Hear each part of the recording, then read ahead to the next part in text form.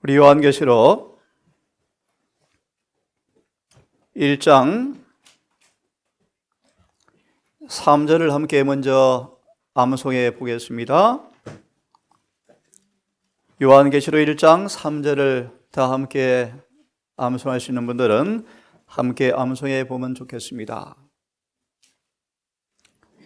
이 예언의 말씀을 읽는 자와 듣는 자들과 그 가운데 기록한 것들을 지키는 자들은 복이 있나니 이는 때가 가까움이라. 어떤 때가 가깝습니까? 재림.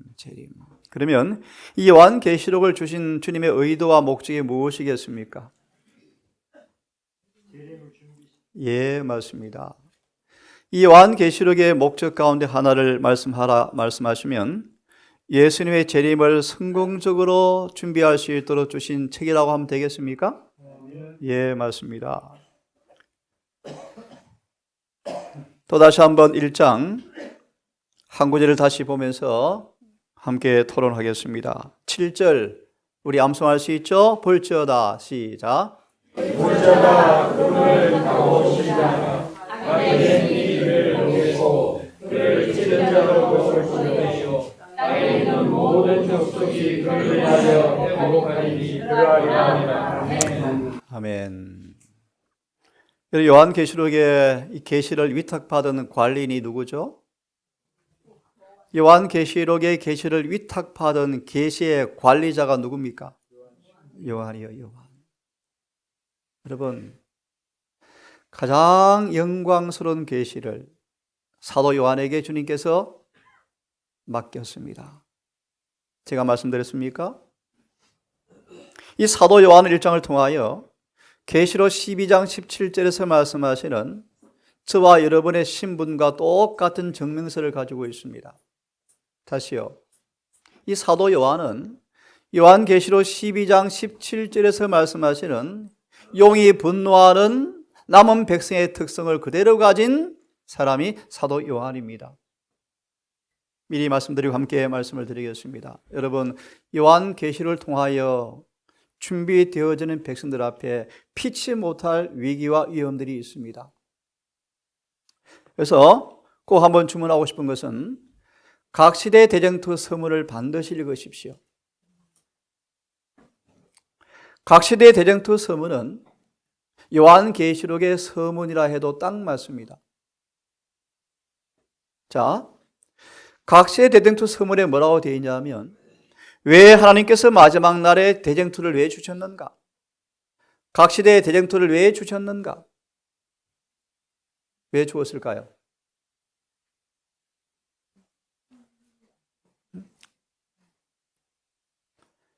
6,000년간 숙련된 마귀의 모든 기만이 마지막 교회에 퍼부어질 텐데 계시록을 통해 주어진 지나간 역사와 현재 일과 장차올 계시의 말씀을 통하여 어떻게 성공적으로 마귀와 싸워 승리하여 어떻게 흠도 점도 없이 주의 재림 때 설 수 있는가, 그 지혜를 주기 위해서 계시록을 주었다고 기록되어 있습니다.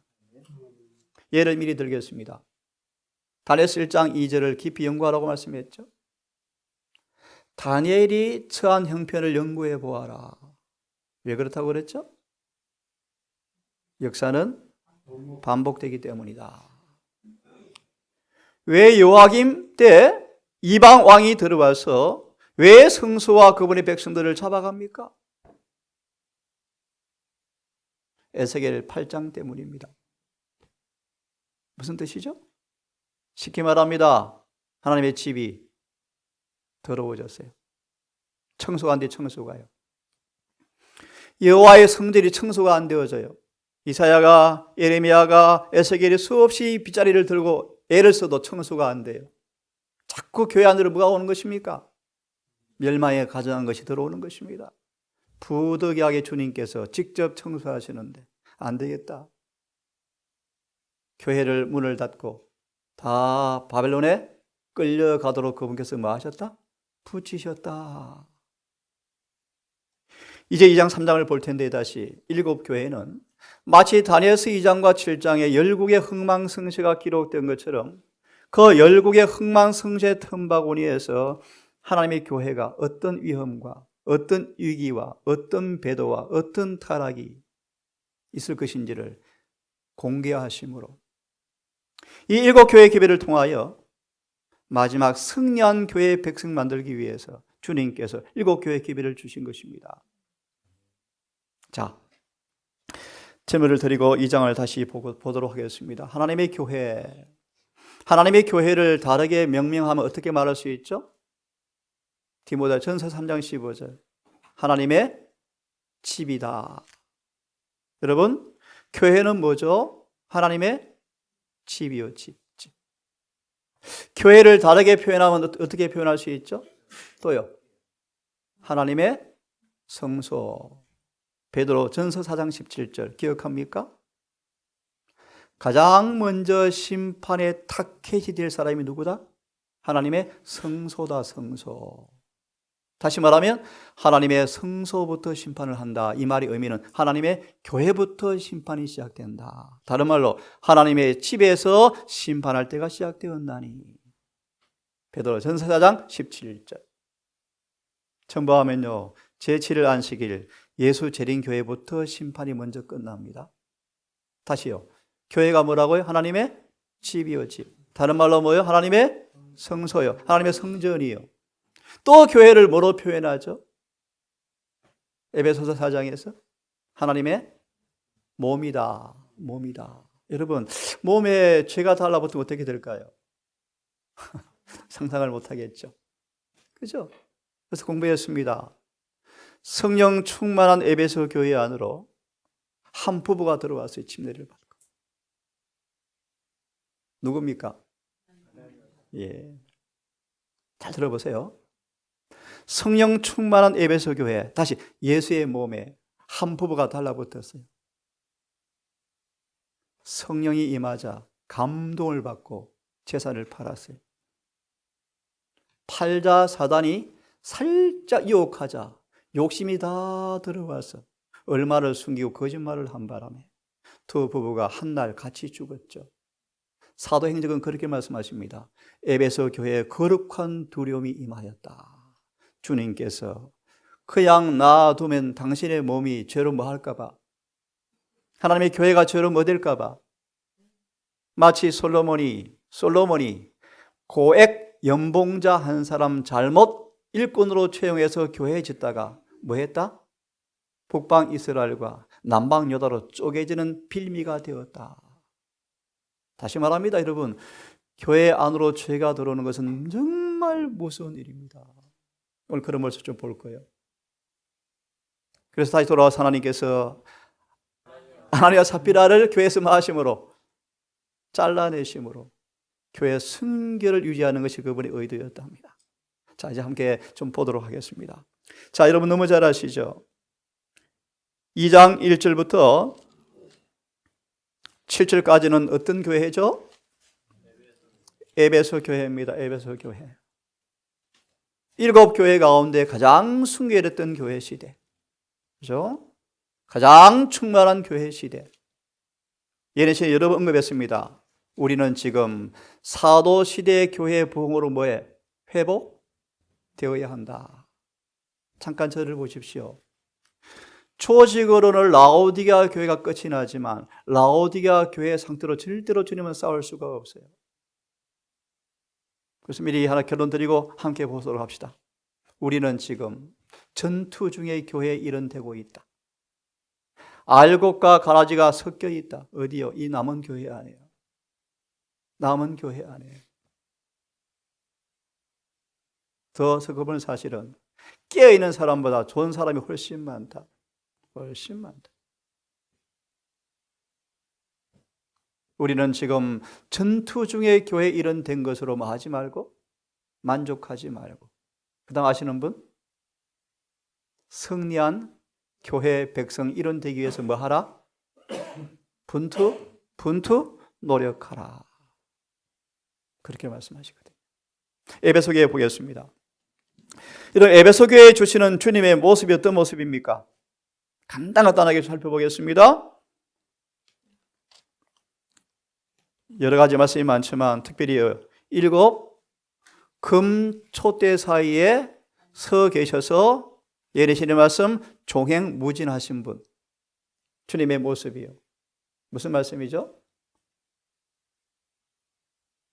예수님은 예배 시간 그분께서 참석하셨어요. 들어보세요.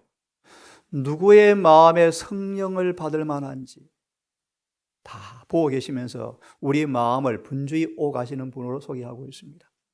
누가 졸고 있는지, 누가 어떤 마음으로 말씀을 듣고 있는지, 어떤 상태인지, 촛불은 꺼져가고 있는지, 심지에 걸음이 끼어 있는지 살피신대요. 그래서 예언의 주석에 뭐라고 되어 있죠? 예수님은 영원한 따라하십시오. 영원한 불침벌이시다. 예. 7 촛대 사이에 계신 그분께서는 주무시지 않고 졸지 않고 뭐 하신다고요? 영원한 불침범이시다. 자, 이 에베소 교회가 2절과 3절을 보시면 참 칭찬이 많습니다. 칭찬이 참 많습니다. 생략합니다. 함께 읽습니다. 4절 시작. 예, 여러분 엄청난 칭찬거리가 많습니다. 그래서 에베소 뜻이 뭐라고요? 맞습니다. 칭찬할 만한, 흠모할 만한 그런 의미죠. 네 교회 주님께서 엄청난 칭찬거리가 많음에도 불구하고 뭐가 있다? 책망할 것이 있다. 함께 있습니다. 5절의 말씀 시작. 그러므로 어디서 떨어진 것을 생각하고 회개하여 처음 일을 가니라. 만일 회개하지 아니하고 회개치 아니하면 내가 네게 임하여 내 손대를 그 자리에서 옮기리라. 여러분, 책망할 것이 무엇이었기에 너무너무 두려운 경고의 기회를 주고 있습니다. 여러분, 다윗이 범죄한 다음 식은땀이 나고요, 죽을 것 같은 고통이 임했는데 가장 다윗이 두려운 것이 뭔지 아십니까? 성령을 하나님께서 거두시는 거예요. 다윗은 그의 생전에 성령이 거두어진 사람을 눈으로 보고 살았어요. 누굽니까? 사울 왕이에요. 사울 왕이에요. 여러분, 촛대를 옮긴다 뜻이 뭐예요? 성령이요. 예수님 보실래요? 나중에 재림교회에서 여러 사람들에게서 성령이 거두어지고 있다. 성령이 없다. 여러분, 책망할 것이 무엇이었기에 촛대를 옮긴다고 경고하십니까? 예, 이거는 에베소 교회 시대입니다. 우리하고 해당이 안 됩니다. 맞나요? 아닙니다. 여러분, 예리시는 말하기를 7 교회는 사도 시대부터 재림 때까지의 시대를 의미하기도 하지만 예수 재림 직전 온 땅에 처해 있는 당신의 교회를 상징한다. 에베소에게 주어진 책망의 말씀은 누구한테요? 지금? 우리에게요.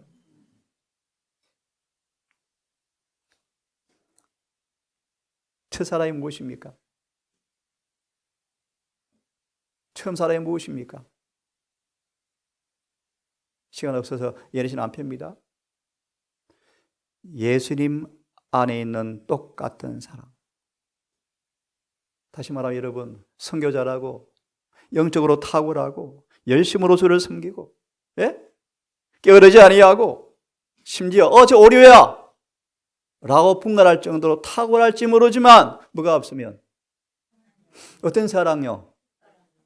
뭔데요? 예. 귀담아 들으십시오. 차츰 성도들이 처음 사랑이 식어가자 마귀가 창안한 온갖 이론들이 교회에 난무하였다. 이것이 에베소 교회 중간의 시작이에요. 오늘 오후에 제가 그런 부분을 좀 다룰 거예요. 죄란 뭔가? 심각한 문제가 지금 생겼어요. 교회에요. 생겼어요. 현대 진리가 안 보여요. 교훈, 감동적인 주제 설교가 난무하죠. 행복하게 사는 비법, 예를 들어서 건강하게 사는 모습, 좋죠. 예, 여러분 돌아오겠습니다. 다시 저를 비롯한 우리 모두에게 기억하십시다. 예수님 안에 있던 사랑이 없는 사람들은 촛대를 옮기겠대요.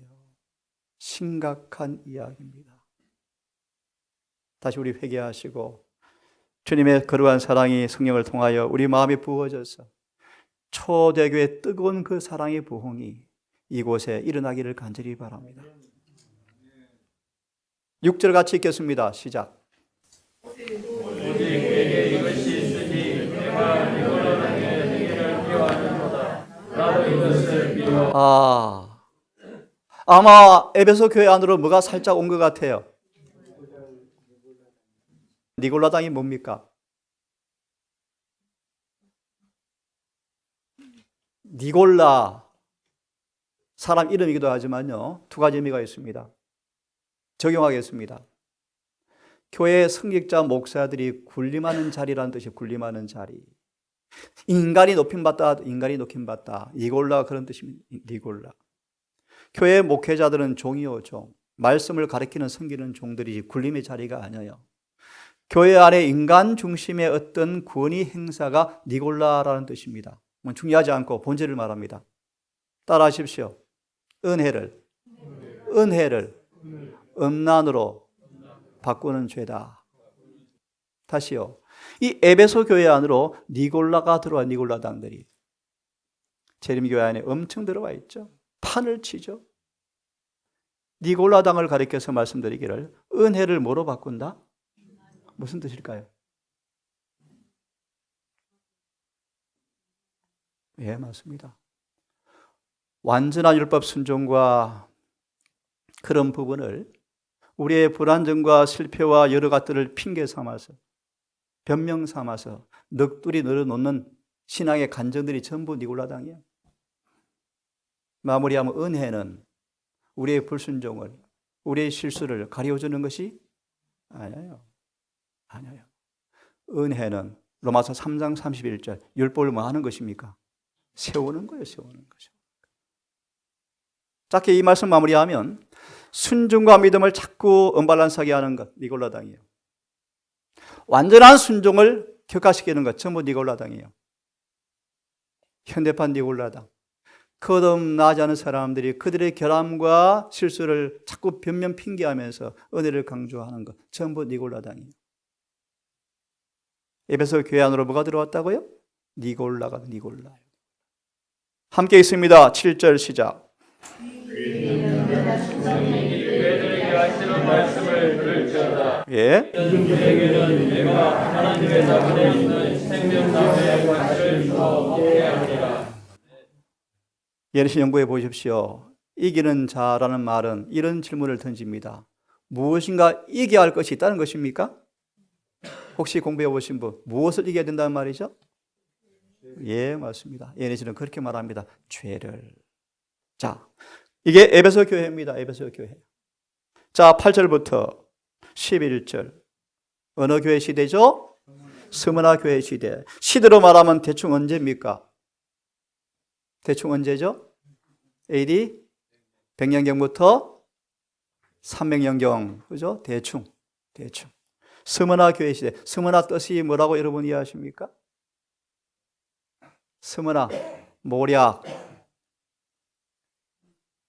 압력을 가할수록 뭐가 나타납니까? 향기. 그래서 이 시대를 우리가 뭐로 표현하죠? 순교자 시대의 교회. 그런데 보십시오. 함께 읽어보겠습니다. 8절 시작.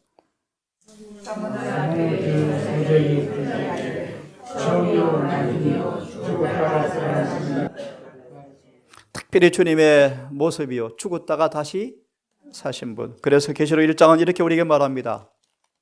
볼지어다 내가 사망과 음부의 열쇠를 가졌노니. 주님은 죽어보신 경험을 하셨죠. 그리고 부활하셔서 사망과 음부의 뭘 가지고 계십니까? 열쇠를. 혹시 질문 한번 드려볼까요? 예수께서는 어떻게 그 열쇠를 가지게 되었죠? 어려운 질문인데. 예수께서 죽으심으로 그리고 부활하심으로 히브리 2장의 말씀, 포로들을 해방할 권리를 취득하셨대요. 그 말의 의미가 뭘까요? 방금 말씀드렸는데. 예, 맞습니다. 그분이 죽음으로 율법의 빚을 이걸 이렇게 말합니다. 예수께서 율법 앞에 인간을 대신해서 공의의 요구 앞에 완전히 자신의 영혼을 발가 벗기셔서 다 값을 지불하심으로, 그럼 누구든지 그 값을 통하 용서받는 사람들을 무덤에서 모여 부활할 권세를 합법적으로 취득하셨다. 그래서요, 아, 신났다, 모세 내 거다 라고 모세 시체 옆에 딱 마귀가 앉아있죠. 그때 주님께서 인간 역사 가운데 최초로 죽은 의인을 살리기 위해서 강림하시자 마귀가 왜 내 땅에 오십니까? 왜 내 땅 침범하러 오십니까? 무슨 뜻이요? 모세를 죄를 짓게 해서 내가 지배하고 내 건데 왜 나한테 오십니까? 주님은 모세를 무덤에서 건져내는 부활을 영원한 과학으로 만드는 일을 행사하기 위해서 오셨을 때, 모세를 부활시킬 때 사단이 꼼짝도 못했죠. 왜 그렇습니까? 모세는 죄를 회개했고 용서받았어요. 주님은 부활의 권세를 가진 분이신가요? 특별히 여러분, 앞으로 우리에게 서문화 시대가 반복됩니다. 가랴 3권의 말씀해 보시면 엄청난 숫자가 앞으로 죽을 때가 온대요. 1월 혁명을 시작으로 펼쳐질 마지막 위기 앞에 얼마나 될지 모르지만 최소 2년, 3년 이상 될 텐데, 그때 엄청난 사람이 순교당할 때가 오기 때문에, 특별히 5째 인을 뗄 때 어떤 사람이 울부짖고 있죠? 하나님의 제단 아래에서 순교당한 영혼들이 흰 옷을 입은 모습으로 하나님께 기도합니다. 하나님, 언제 우리 누명 풀어주실래요? 언제 우리 억울함 풀어주실래요? 라고 기도할 때 주님께서 주신 답이 뭔지 아시는 분? 계시록 6장에 나온 말씀인데, 잠시 기다리라. 왜요? 너희 동료들도 너희처럼 죽임을 당하여 순교자 수가 차기까지 조금만 기다리라. 이 말씀을 계시록 18장 1절 4절은 말하기를, 큰 소리 외침이 시작되어지면 앞으로 순교 시대가 또 온답니다. 이게 서문화 교회 시대예요. 지나간 역사가 아닙니다. 여러분, 앞으로 서문화 시대를 능가하는 엄청난 핍박의 시대가 또 옵니다. 여러분, 앞으로 우리에게 서문화 시대가 옵니다. 그만하고요, 그 다음 보십시다. 9절을 함께 읽습니다. 시작. 내가 내 환난과 공부하노니 실상은 내가 부여하느니라. 자칭 유대인이라는 자들의 배반과 하노니 실상은 유대인이 아니요 사단의 배라. 저를 보시겠습니까? 짧은 질문. 교회가 가장 순결한 때는 언제입니까? 역사를 통해 보시면 교회가 가장 순결한 때는 언제였죠? 핍박받을 때. 3월은 학생이 저한테 물었습니다. 원장님, 선생님, 왜 교회가 핍박이 없죠? 너 왜 그렇게 생각해? 대쟁투를 폈습니다. 왜 오늘날 교회가 핍박이 거쳤는가? 그 다음 혹시 기억나시는 분? 맞습니다. 맞습니다.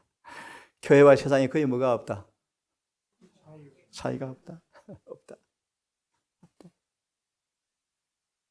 한국재림교회가 저를 위시해서요, 지금 둘째 천사의 기별을 성경대로 외치면 아마 연합회 불 지를 거예요. 아마 개신교회에서 동산 불 지를 거예요. 안 그럴까요, 여러분?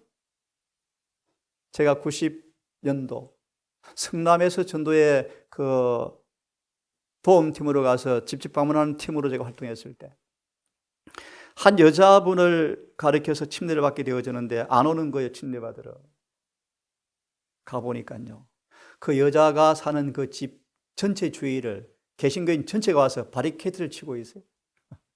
그때는 그런 일이 벌어졌죠. 실제 뭐가 왔습니까? 위기가 왔죠. 오늘 우리 재림교회 깃발이 많이 약해졌어요. 그죠? 교회가 가장 순결한 때는 어느 때라고요? 핍박이요, 핍박. 이런 믿음의 시련을 통하여 좀 더 강해져야 돼요. 그래야 절박한 위기가 왔을 때 육체적으로 영적으로 살아남을 수가 있는 거예요. 자, 9절의 말씀. 따라하십시오. 자칭 유대인들. 예. 이 에베소 교회에 니골라당이 들어왔다면 스무나 교회는 누가 등장하죠? 자칭 유대인들이 등장해서. 왜 자칭 유대인이요? 우리로 말하면요. 껍데기 제린 교인들요. 껍데기 제린 교인들요. 예리처럼 성경은 말하기를 사실은 그들이 누가 아니요? 누구다? 참 심한 얘기요. 이 주석 나중에 찾아보십시오. 사단의 회란 말이 무슨 말이죠? 한나 집사님? 따라하십시오. 따라하십시오. 불순종의 자식들을 가리킨다. 교회 안에 슬프게도 뭐가 많습니까? 사단의 회가 자칭 유대인이라고 이야기하지만 실상은 누구다? 사단의 회다.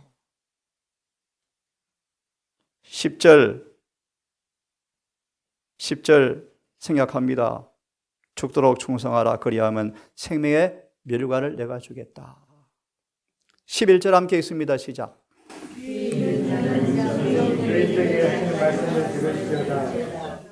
자는 이제 사망의 달을 받지 아니하리라. 복음입니까? 그래서 우리 와일den스 이후에 그 순교시대 보시면요, 참 멋진 감동적인 장면이죠.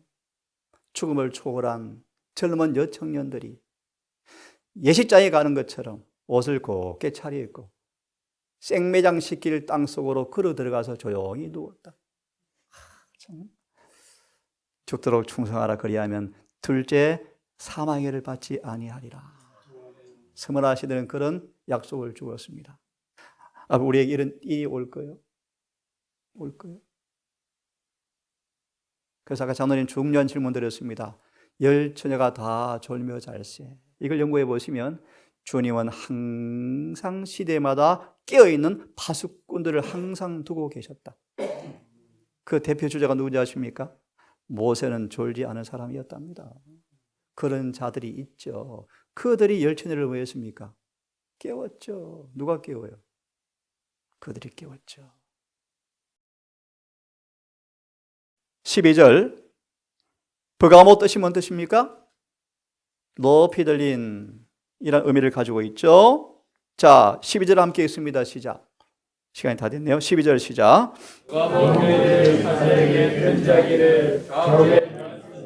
질문합니다. 좌우의 날성금은 무엇입니까? 이 버가모 교회의 주님의 모습이 어떤 모습입니까?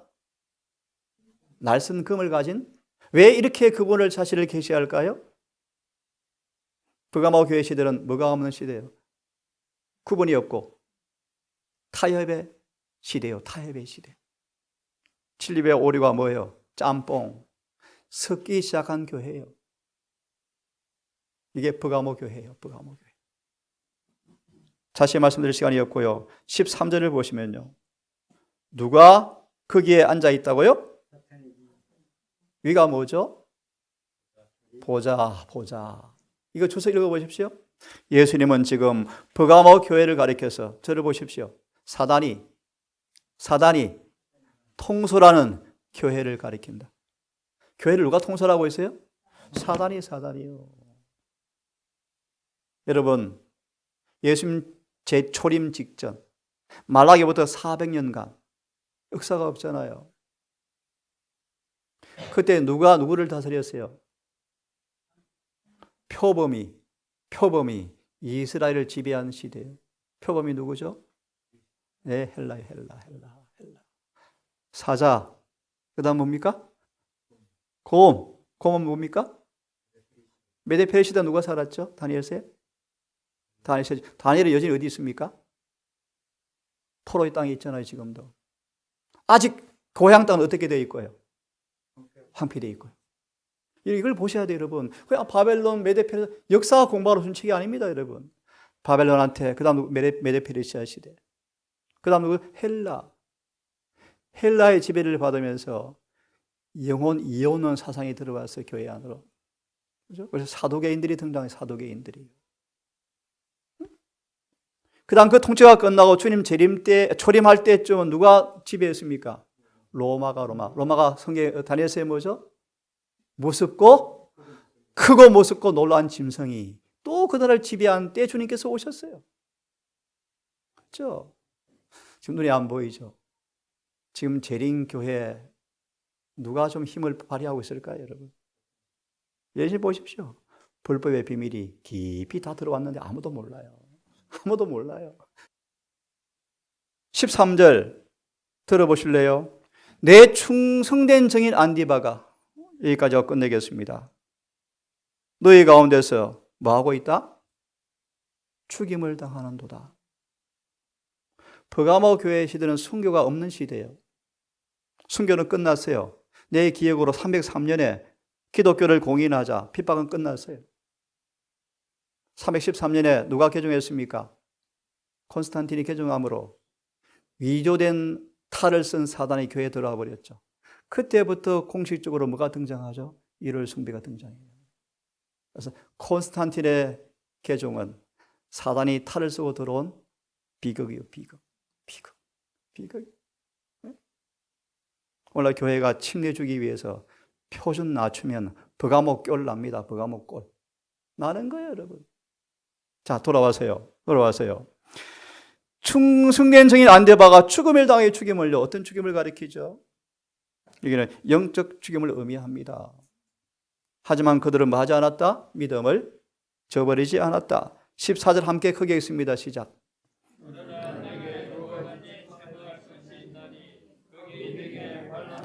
여러분, 이 버가모교의 시대가 한참 시대인데 누구를 지금 끄집어냅니까? 발람. 버가모 교회에 뭐가 있다는 거예요? 현대판 발람이 들어왔다. 발람이 들어왔다.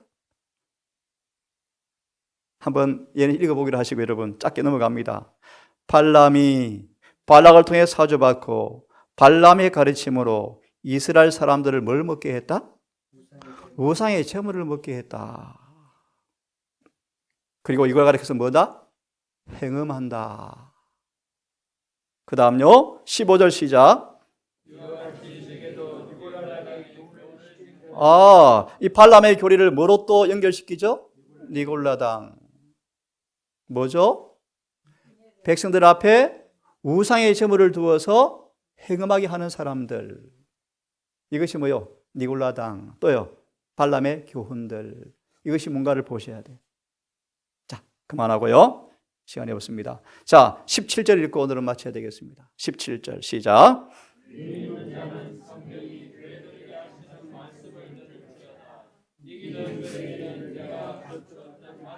감췄던 만나를 준단 말이 무슨 말이죠? 특별히 버가모 교회 시대는 무엇이 사라져버렸어요? 말씀이. 타협의 시대. 말씀이 사라져버린 교회에게 뭘 주겠다는 것입니까? 또 어떤 의미가 있죠? 하나님께서 너희들의 앞날의 생일을 뭐 해주겠다?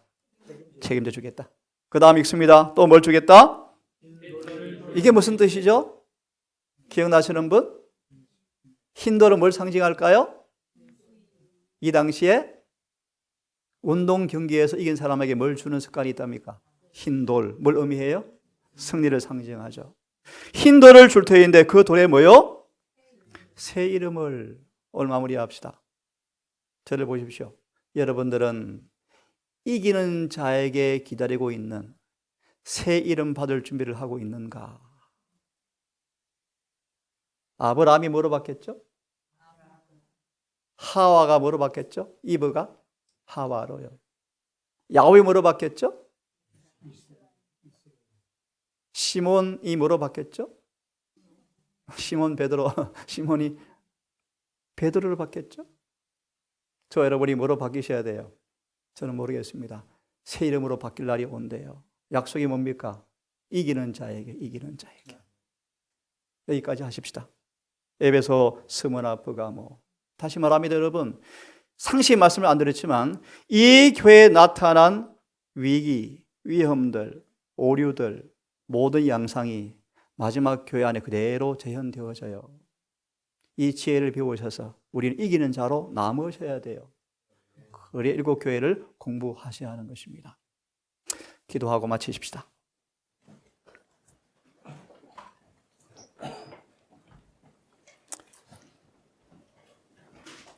아버지, 참으로 평온하고 조용하지만 다니엘 10장을 통해 공개된 선악의 대등투의 현장이 얼마나 치열한지, 우크라이나 전쟁보다 훨씬 치열한 전쟁이 지금도 교회를 둘러싸고 일어나고 있다고 말씀하셨습니다.